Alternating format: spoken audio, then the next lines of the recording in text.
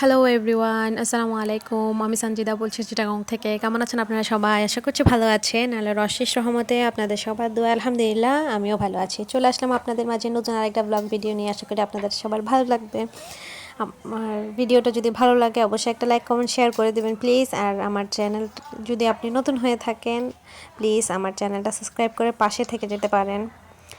এই তো আমি সন্ধ্যা থেকেই ব্লগটা শুরু করছি। আমি আজকে মেনলি ভাবছি যে আমার বিড়ালদেরকে অনেকেই মাশাআল্লাহ খুব পছন্দ করে। আমি নিজেও ওদের অনেক এক প্রকার ভক্ত বলতে পারেন।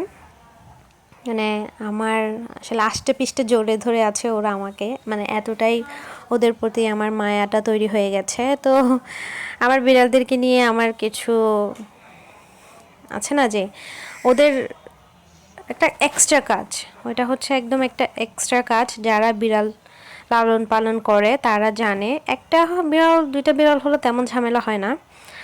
যখন বিড়ালের সংখ্যা বাড়ে তখন কিন্তু অনেক কষ্ট হয় বিড়ালদেরকে টেক কেয়ার করতে, সেটা আমি নিজে উপলব্ধি করতে পারি। তো সেটাই আপনাদের সাথে শেয়ার করব যে আমি ওদের জন্য কীভাবে খাবার তৈরি করি, কী কী দিই বা কী না দিই। অনেকেই আমার বিড়ালদেরকে পছন্দ করেন মাশাল্লাহ।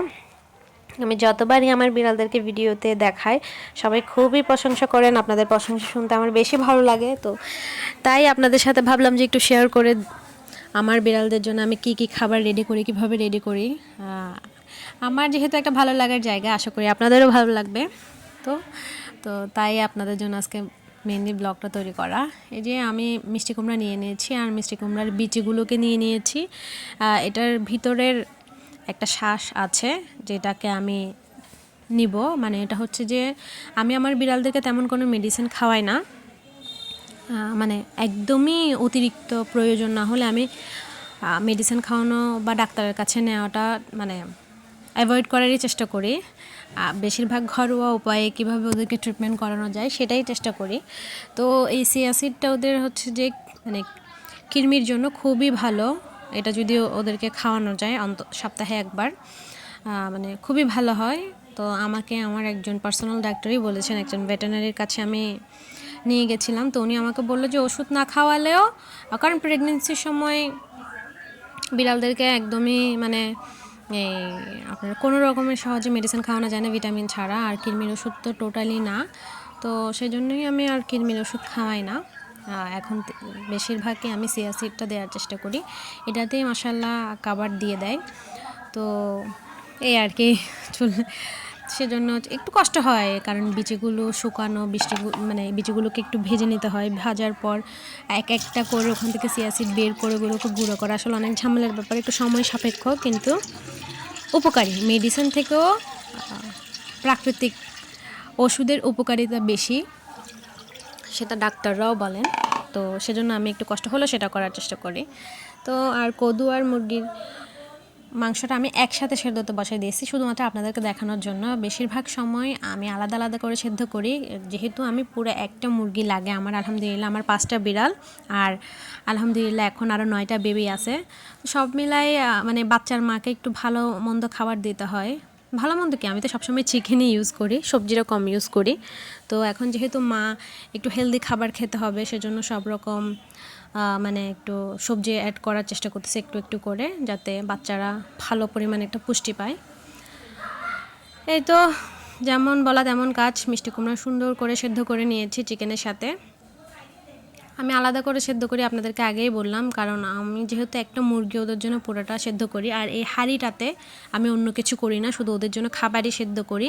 যেহেতু আমার না, সবার বিড়ালদেরই মানে লবণ মরিচ মানে কোনো রকম মশলা ওদেরকে দেওয়া যাবে না, ইনফ্যাক্ট লবণ পর্যন্ত। তো সেজন্য ওদের জন্য ডেকচিটা পর্যন্ত আমি আলাদা করে রেখেছি।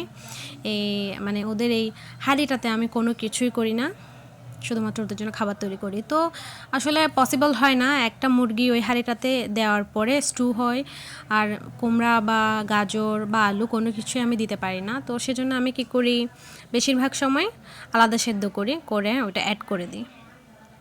শুধুমাত্র আজকে আপনাদেরকে দেখানোর জন্য হিজিবিজি হয়ে গেছে।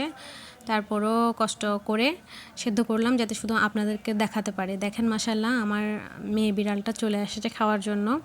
ও খুবই পছন্দ করে, আর মাশাআল্লাহ ওর 9টা বেবি, তো সব বেবিরাই খাবার খায়, মানে এখনও তো ওরা বেস্ট ফিটিং করে, মানে বেবিরা আর কি। তো ওর প্রচুর খিদা লাগে মাশাআল্লাহ। তো সেজন্য চেষ্টা করতেছি মোটামুটি ওকে একটু ভালো খাবার দেওয়ার, মানে ভিটামিনযুক্ত খাবার।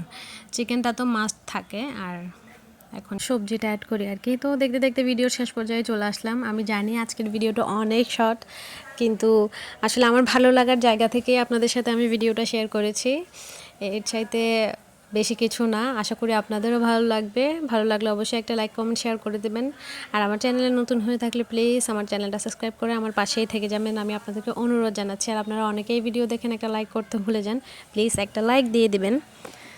এই তো মাশাআল্লাহ আমার বিড়ালটা দেখেন কি সুন্দর খাচ্ছে, আর বাকিগুলো আস্তে আস্তে ওরা সবাই ঘুম, যেহেতু এখন সন্ধ্যায়। আর আমি ভাবছিলাম আজকে ভিডিওই মেক করব না, কিন্তু ভাবলাম যে না, একটা ছোট ভিডিও করি আমার বিড়ালদের খাবার নিয়ে। আশা করি আপনাদের ভালো লাগবে। তো আজকের মতো বিদায় নিচ্ছি, সবাই ভালো থাকবেন, আল্লাহ হাফেজ, আসসালামু আলাইকুম।